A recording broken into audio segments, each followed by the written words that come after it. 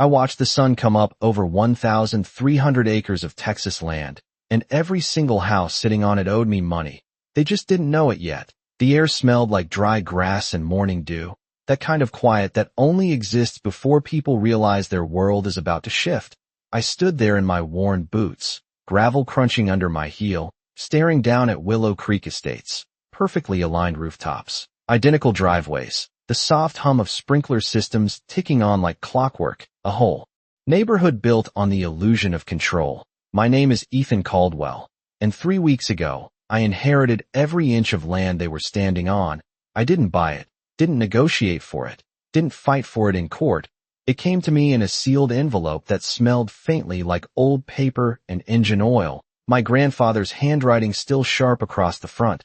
The same man who used to tell me land isn't just dirt, it's leverage. I didn't understand what he meant back then, not until I unfolded those documents at my kitchen table and saw the boundary line stretch farther than I could drive in 20 minutes.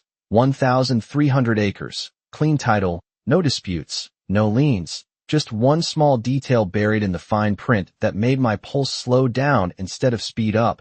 The entire HOA development sitting right in the middle of it. Every road, every mailbox, every manicured lawn, all of it. I didn't say a word at first, just drove out here, parked my truck on the ridge, and watched because there's something about silence that makes people show you exactly who they are, and it didn't take long. The first letter came 2 days later, crisp white envelope. HOA seal stamped like it meant something.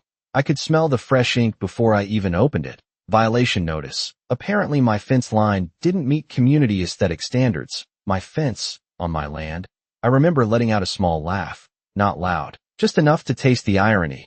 I hadn't even met these people yet, and they were already trying to tell me what I could and couldn't do with property that had my name on it. Then came the second notice, and the third, each one a little sharper, a little more entitled, until finally I saw her, Margaret Whitmore, HOA president, stepping out of a white SUV like she owned the horizon itself, sunglasses, clipboard, that kind of smile that doesn't reach the eyes. She didn't introduce herself, didn't ask questions, just started talking, rules, compliance, community standards, her voice smooth but firm, like she'd rehearsed it 1,000 times on people who folded. I just stood there, hands in my pockets, listening, nodding once or twice like I was taking notes. Because what she didn't know, what none of them knew, was that every word she said was digging a little deeper into a hole they couldn't see yet. And I've learned something over the years. Real power doesn't argue. It waits, it watches, and when the time is right, it changes the rules without raising its voice. And standing there with the sun climbing higher and the sound of lawnmowers starting up in the distance, I realized something simple. This wasn't their neighborhood. It never was. They were just living on borrowed ground, and I was about to remind them exactly who they were renting it from. I spent the next few days doing nothing that looked important, at least not to them.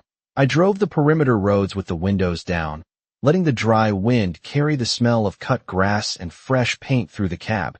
Every mailbox polished, every lawn trimmed to the exact same height. The kind of order that feels less like pride and more like control. I watched how they moved, how they waved at each other with those practiced smiles, how the golf carts rolled by in the evenings like slow patrol units. And every time I passed the entrance sign that read Willow Creek Estates in gold lettering, I noticed something they clearly had not. That sign sat 10 feet inside my property line. I could feel the weight of that detail settle in my chest like a quiet engine idling. Back at my kitchen table, the paperwork was spread out in neat stacks, the soft scratch of paper against wood filling the room as I flipped page after page. Leases, easements, amendments, decades of agreements written in language most people never bothered to read. My grandfather did. Every clause underlined, notes in the margins in that same steady handwriting. I ran my finger across one line and stopped. The lease agreement dated 40 years back, long before any of these houses existed, long before Margaret Whitmore ever held a clipboard. It granted development rights, not ownership, renewable every 10 years, adjustable terms at the discretion of the landowner. My name now sitting exactly where his used to be. I leaned back in my chair, the faint hum of the refrigerator the only sound in the room, and for a moment I just let it sink in. They had built an entire community on land they never actually owned, and somewhere along the way they forgot that detail mattered. The next letter arrived that afternoon. This one thicker, heavier. I could smell the ink and the faint chemical bite of fresh toner as I opened it. Notice of fines, escalating penalties for non-compliance. The numbers were higher now, the tone sharper, like they were testing how far they could push. I set it down next to the others, perfectly aligned, and reached for my laptop instead. The keys clicked softly under my fingers as I pulled up county records, zoning maps, financial filings. It did not take long to find what I was looking for. The HOA had just approved a new expansion phase. More homes, more loans, more debt tied to land they assumed was secure. I could almost hear the gears turning behind the scenes. Contractors scheduled, banks expecting returns, timelines locked in, and right in the middle of all that momentum sat a lease clause that had not been updated in over a decade. I closed the laptop slowly, the screen going dark as my reflection stared back at me. Calm, steady, patient. I thought about Margaret standing there with her clipboard, the confidence in her voice, the way she spoke like rules were permanent, like authority was something you could just declare and people would accept. I stepped outside, the late afternoon sun warm against my skin, and listened to the distant sound of lawn equipment echoing across the neighborhood. Steady, predictable, controlled. It almost made me smile, because the truth was simple. They had built their entire system on the assumption that no one would ever challenge it, that no one would ever read the fine print, that no one would ever notice the ground beneath their feet was not theirs to command. And as I stood there feeling the dirt shift slightly under my boots, I realized I did not need to argue with them. I did not need to fight them. All I had to do was wait for the right moment. And when it came, I would not raise my voice. I would not make a scene.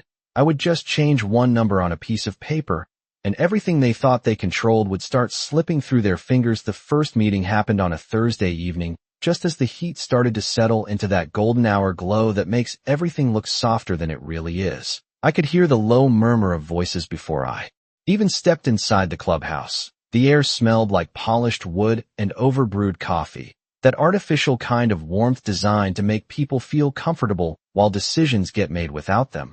I pushed the door open and every conversation dipped just slightly, not silent, but enough to notice. Margaret Whitmore stood at the front near a long table covered in neatly stacked papers, her posture straight, her expression already prepared, like she had been expecting me, or at least someone like me. She gave a small smile that did not quite reach her eyes and gestured toward an empty chair in the back, the kind of gesture that looks polite but places you exactly where she wants you. I took the seat without saying a word, the metal legs scraping lightly against the floor. A few heads turned, curious, cautious, measuring. Margaret began speaking again without missing a beat, her voice smooth, controlled, talking about community improvements, property values, compliance, standards, all the familiar phrases that sound reasonable until you realize they are only applied in one direction.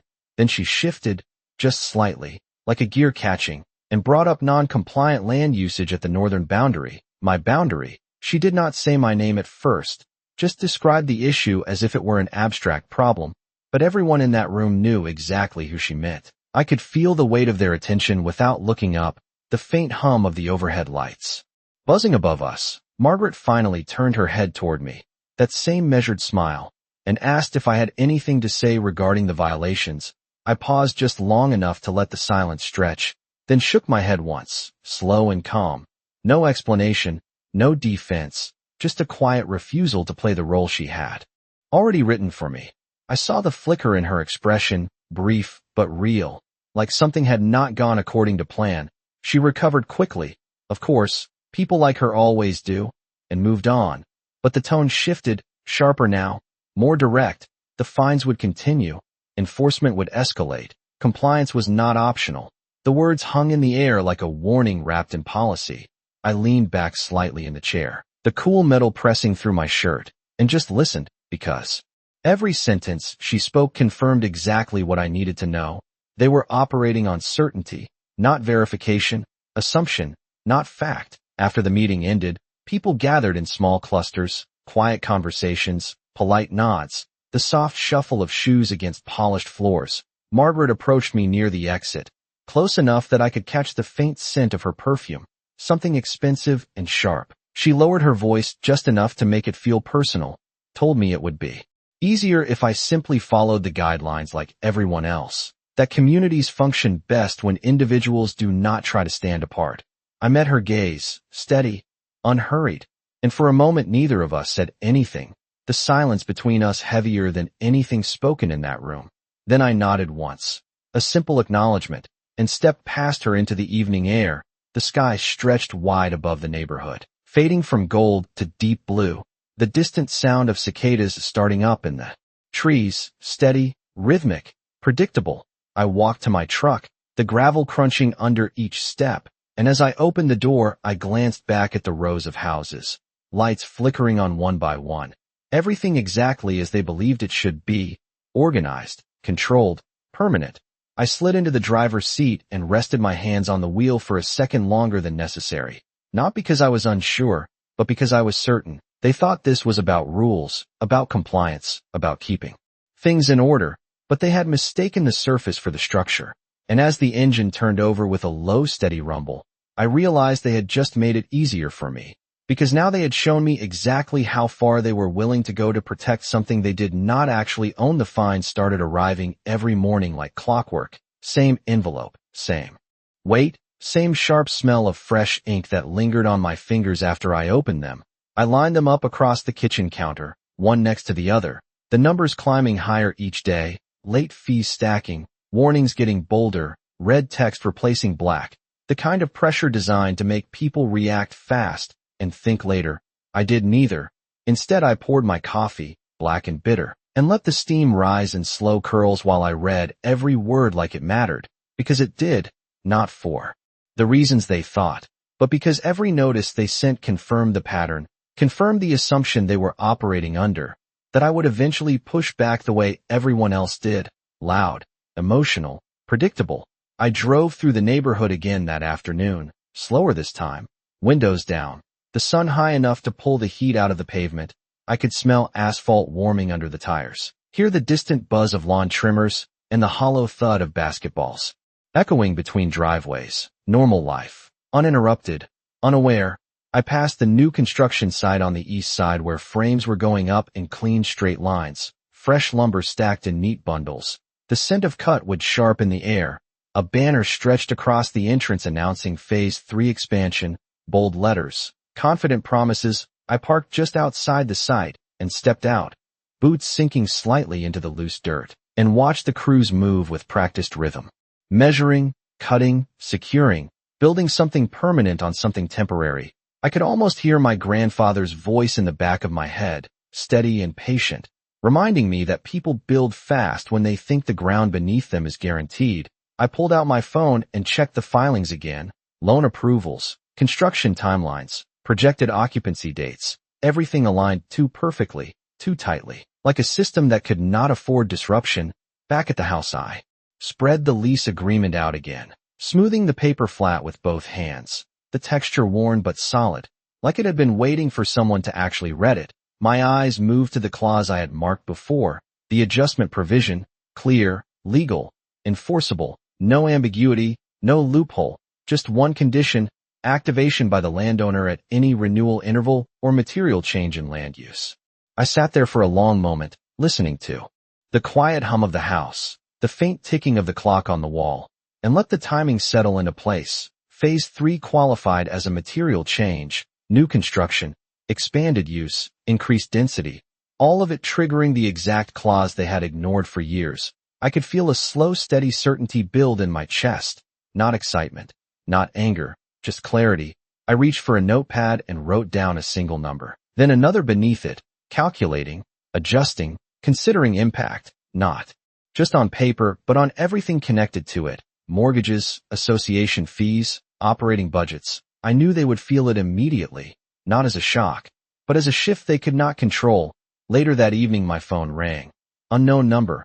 I let it go to voicemail, then listened to the message play back. Margaret's voice, still controlled but tighter now, requesting a follow-up discussion regarding ongoing violations and compliance expectations. The words were polite, the tone was not.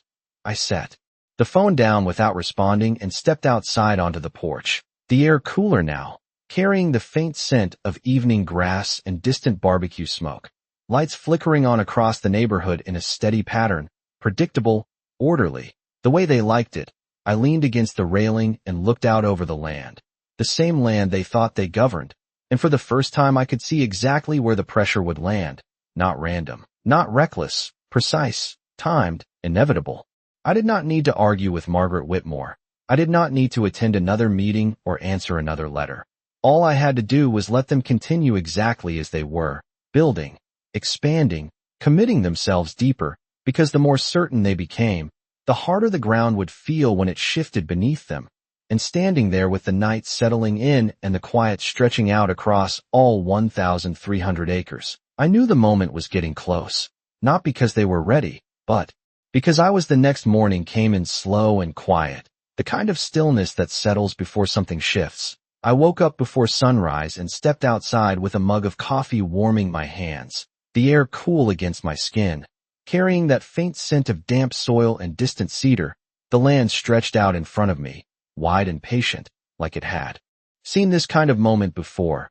I could hear nothing at first, just silence. Then gradually the world started waking up. A truck engine turning over somewhere in the distance, a garage door rolling open, the soft hum of sprinklers ticking on across the neighborhood. Everything moving exactly as it always had. Routine, predictable, controlled. I took a slow sip and let the bitterness settle on my tongue while I thought about how easily people confuse routine with ownership. They wake up, follow the same path, see the same streets, and assume it all belongs to them. Not because they checked, but because no one ever told them otherwise. I set the mug down on the railing and went back inside. The house still cool, the faint creak of the floorboards under my steps. The paperwork was already laid out on the table where I had left it the night before, clean, organized. Final.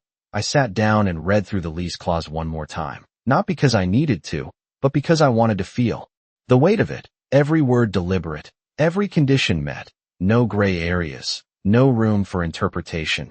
Just authority written in plain language. I reached for my pen and signed my name slowly, the ink pressing into the paper with a soft scratch that sounded louder than it should have in the quiet room. That was it. No announcement, no build-up, just a signature. I scanned the document, attached it to a formal notice, and entered the contact email for the HOA board, Margaret Whitmore at the top of the list. I paused for a second, not out of hesitation, but to let the moment settle. Then I clicked send. The screen flickered once, and it was done. No fireworks, no sound, just a silent shift that had already started moving through their system whether they knew it or not.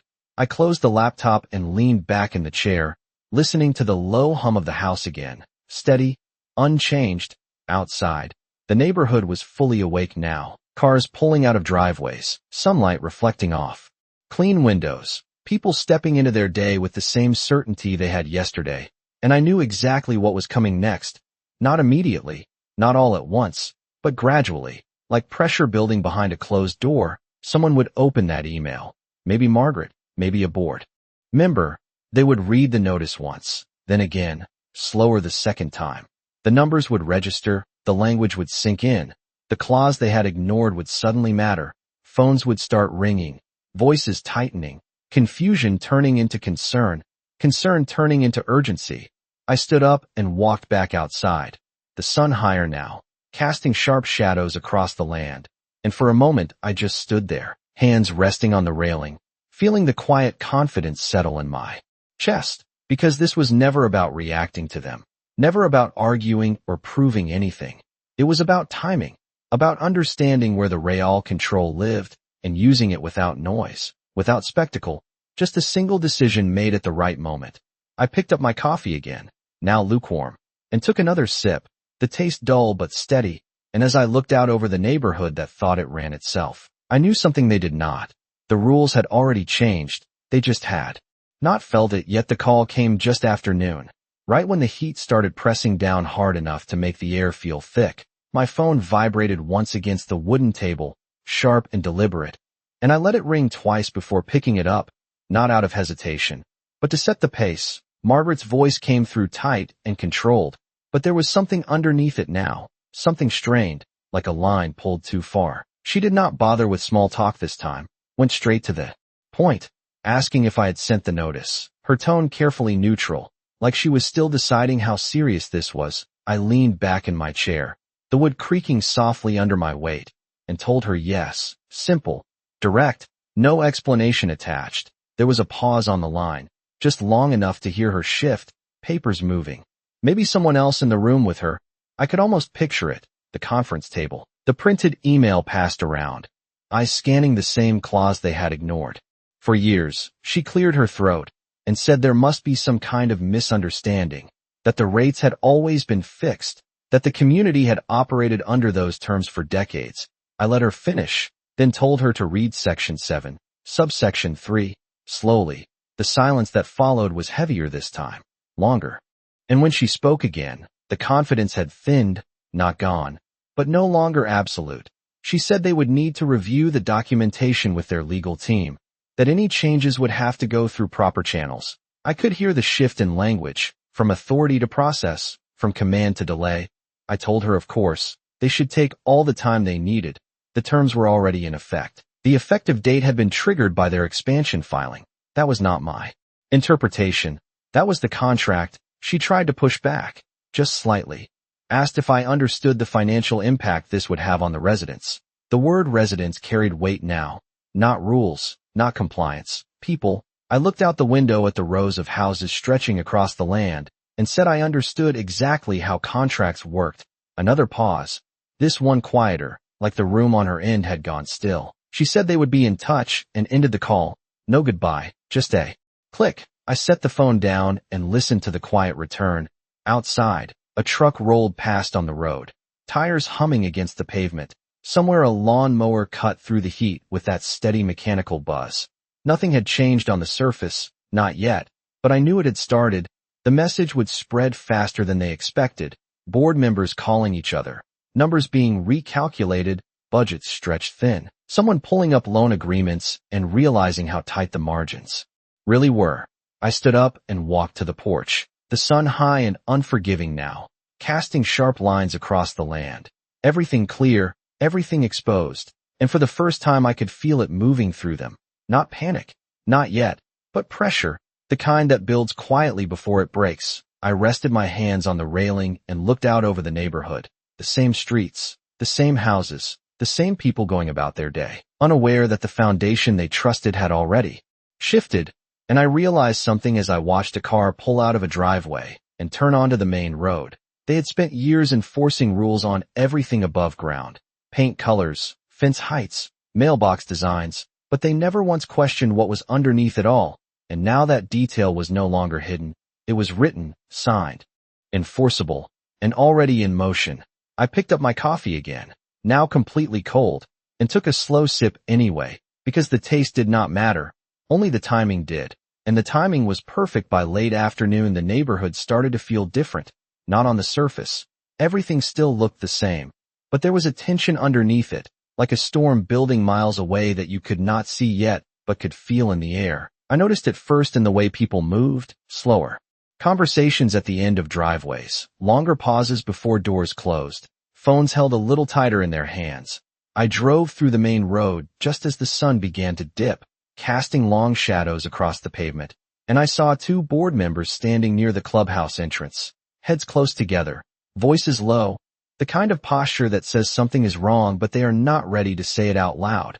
I kept driving, windows down, letting the warm air roll through the cab, carrying faint pieces of conversation that drifted and disappeared before they fully formed. Numbers, words like increase, clause, effective, all half-spoken and uncertain. I passed the construction site again, and this time the rhythm had changed. The usual steady pace replaced with stops and starts. A foreman standing with a clipboard, staring at something longer than necessary. Workers waiting for instructions that were not coming as quickly as before. The smell of fresh lumber still hung in the air. But now it mixed with something else, hesitation. I parked on the ridge again as the sky shifted from gold to deep orange, the land stretching out below me, quiet and wide. And I just watched, because this was the part most people miss. The moment when control starts slipping, but no one has admitted it yet. My phone buzzed twice on the passenger seat. Then again, I glanced down and saw a string of unknown numbers. Missed calls stacking one after another. I did not pick up, not yet, because urgency on their side did not require reaction on mine. A few minutes later a message came through, formal, carefully worded, a request for an emergency meeting, full board attendance required, legal representation present. The language had changed again. No more warnings, no more fines. Now it was negotiation dressed up as procedure. I let the message sit unread for a while, watching as lights came on across the neighborhood, one house at a time, like a pattern breaking without anyone noticing. A car pulled into a driveway too fast. Another reversed out just as quickly, movement without the usual calm rhythm. I could almost map the conversations happening inside those walls, people asking questions they had never needed to ask before. What does this mean?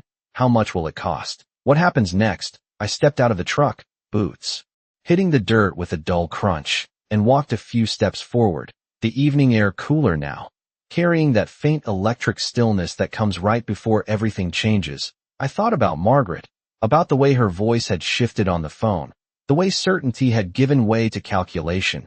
She was not trying to enforce anything anymore. She was trying to contain it, and containment only works when the structure is still stable. This one was not. I pulled my phone out and opened the message again. Read it once, slow, then locked the screen without responding.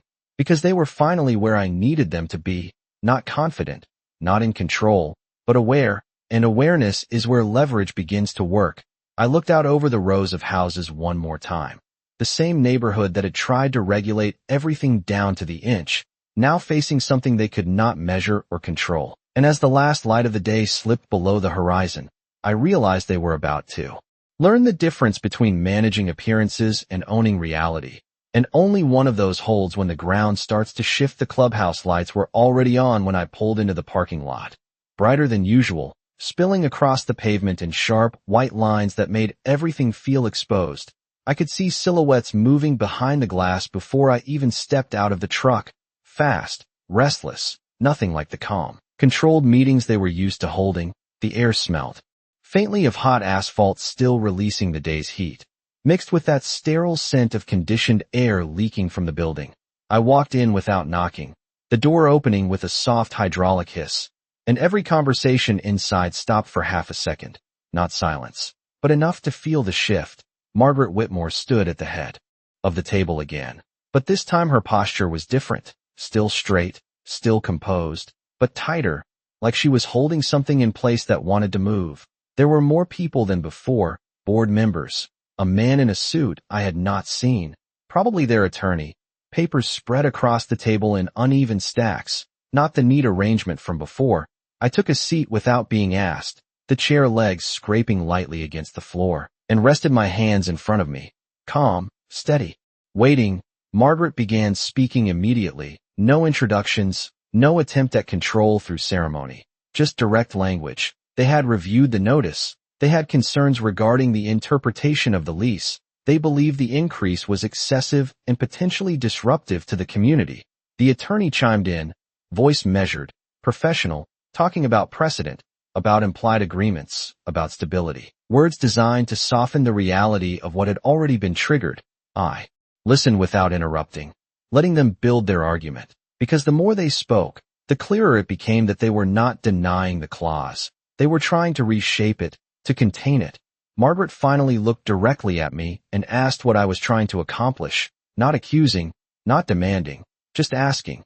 And that was the first honest question she had asked since I arrived. I leaned forward slightly, the table cool under my forearms, and told her I was enforcing the agreement exactly as written. Nothing more, nothing less. The room held still for a moment, the kind of stillness that comes when everyone realizes there is no angle left to argue. The attorney adjusted his papers, flipped to the clause, read it again, slower this time, as if the words might change under different light. They did not. Margaret exhaled quietly, the smallest crack in her composure, and asked if there was any room for adjustment, not in the clause, but in the number, negotiation.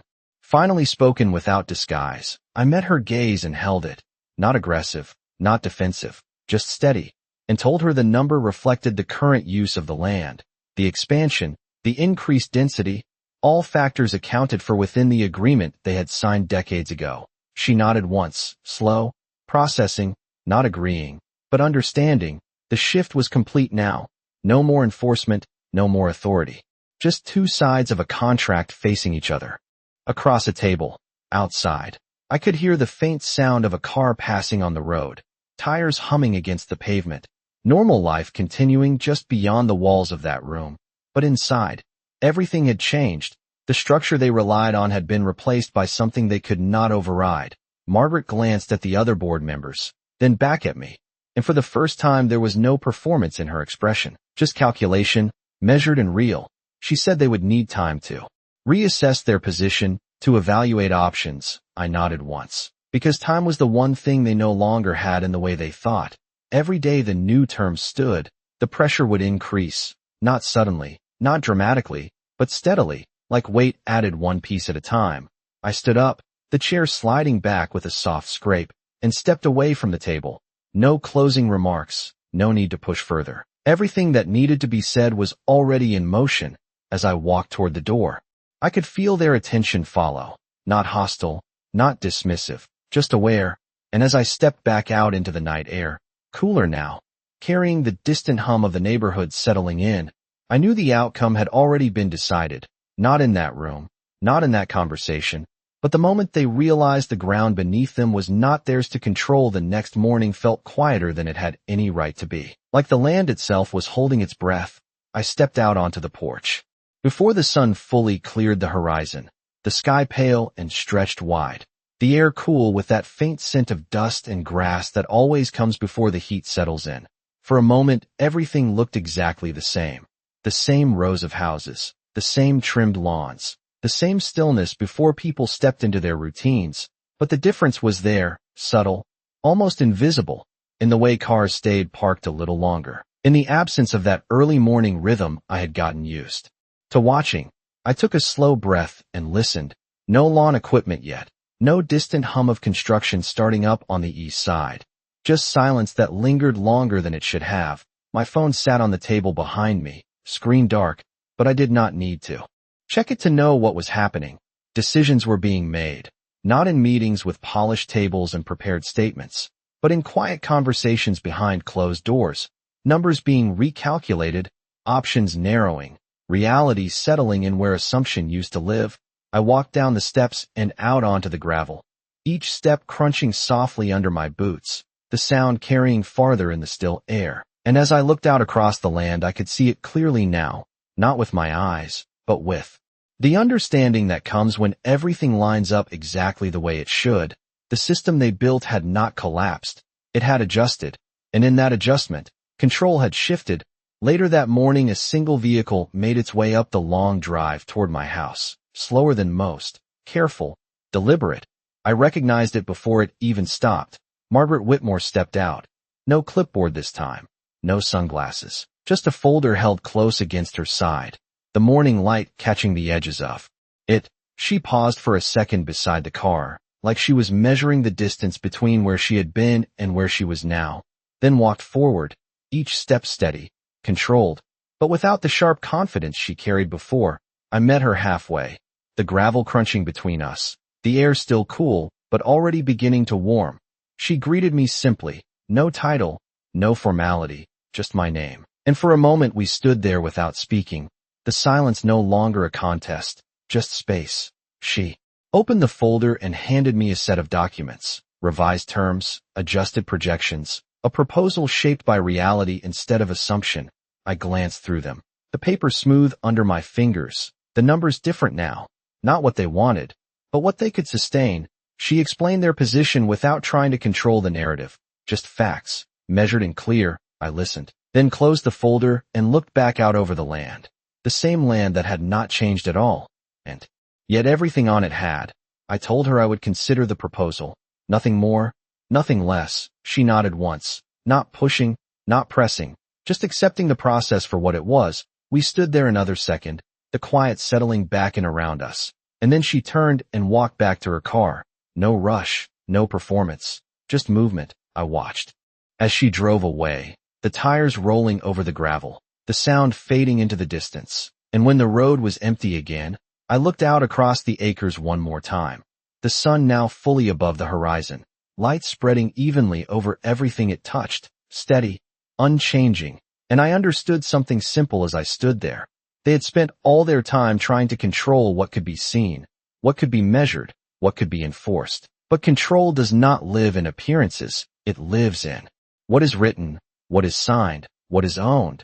And that does not need to raise its voice to be felt. It just needs the right moment to make itself known. And when it does not argue. It does not negotiate from weakness. It simply stands, quiet and certain, while everything else adjusts around it.